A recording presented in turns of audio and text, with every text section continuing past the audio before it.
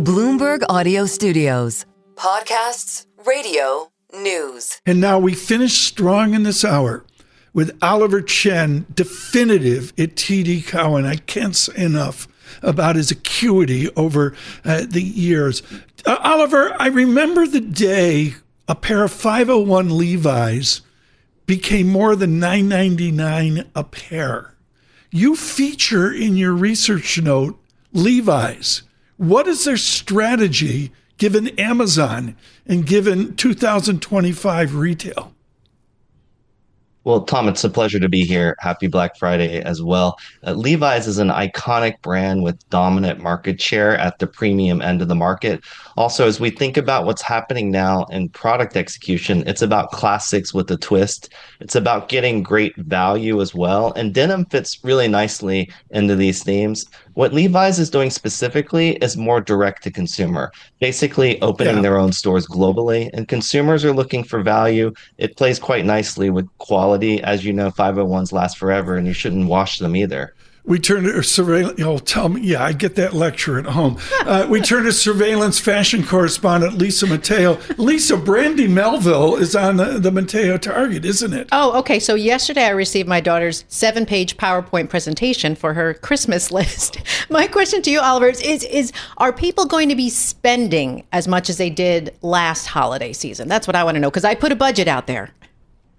Yeah, Lisa, first of all, I want that deck. Please email it to me. Second, we are seeing spending. We're seeing a consumer that does have plenty of anxiety, that's looking for great deals. That being said, the consumer still has money, wants joy. We're forecasting up 2 to 3%. Keep in mind, inflation and pricing will be about 2 to 3%. So your units are flat, and there's a bit of a struggle. On the one hand, consumers want joy and wellness and gifting. On the other hand, they're feeling anxious. So we're watching both, and there's a bunch of cross currents, but don't bet against the U.S. consumer. It's been solid. Worldwide, Oliver Chen with us, TD Cowen, and we continue. Oliver, are we going to get out charge cards or like the Affirm buy now, pay later kind of thing? How are we going to acquire our Christmas, our holiday 2025? Well, we're going to be using both. What's still happening is mobile is in the new mall. So we're seeing increased rates of mobile use, but a bit of everything from buy online, pick up in store to curbside pickup to delivery is being used so much. And then I like the good old fashioned way. It's just thrilling to be in the stores this morning and across the country and earlier this week. So it's all happening. And certainly these new ways of payment and the future of payments is very different for younger customers too. Oliver Chen on luxury right now. Kevin Gordon is in the French Alps at that hotel Audrey Hepburn was in Charade with Cary Grant. He emails in, Oliver, with a great question. This is Kevin Gordon of Charles Schwab. Bottega Veneta blew it up and is doing better with the British type Louise Trotter. The fashion heads of different luxury brands, they still really matter, don't they? Yeah, what's happening is lots of change. The creative matters. I'm really creating desire, having new design, and we're seeing a lot of newness at Gucci and others. And Bottega has been doing great. The themes for luxury continue to be quiet luxury in terms of what's happening with less focus on logos and a real emphasis on quality and materials. So Bottega Veneta fits nicely in that trend. As you know, Brunello Cucinelli, Loro Piana.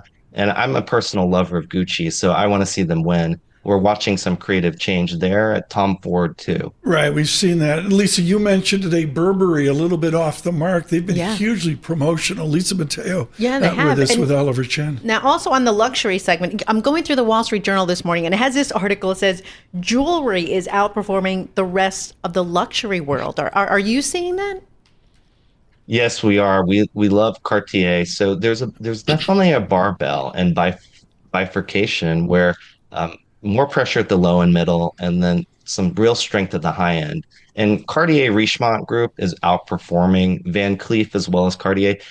Customers are gravitating towards gold, jewelry, real stores of value, and the prices here are compelling because handbag prices have gotten extreme. So the Love collection at Cartier, Love Unlimited at Cartier, the Maison, really enduring value and timelessness. And overall, the Right. jewelry growth rates have been in the high single digit, and we've been struggling to grow in handbags. Will we see M&A this year? I mean, in so many other industries, we talk about mergers and acquisitions, and Wall Street's on fire with a boom economy. In the Oliver Chen world, do they gobble up the weak providers in luxury, or frankly in other markets as well? Yeah, Tom, I think what we'll see is selective M&A. Beauty is always an M&A orientated sector in terms of large players acquiring brands that have been developed by founders. Skincare, longevity, niche fragrances, those are big opportunities. In luxury, it'll be selective. There are some assets that have sold, and we'll see. But the market's getting better with the consumer on more stable footing. Right. So M&A is totally possible, and we're watching the IPO market too. Oliver Chen, your single best buy, please. We like Walmart. We like the AI story. We like the value story.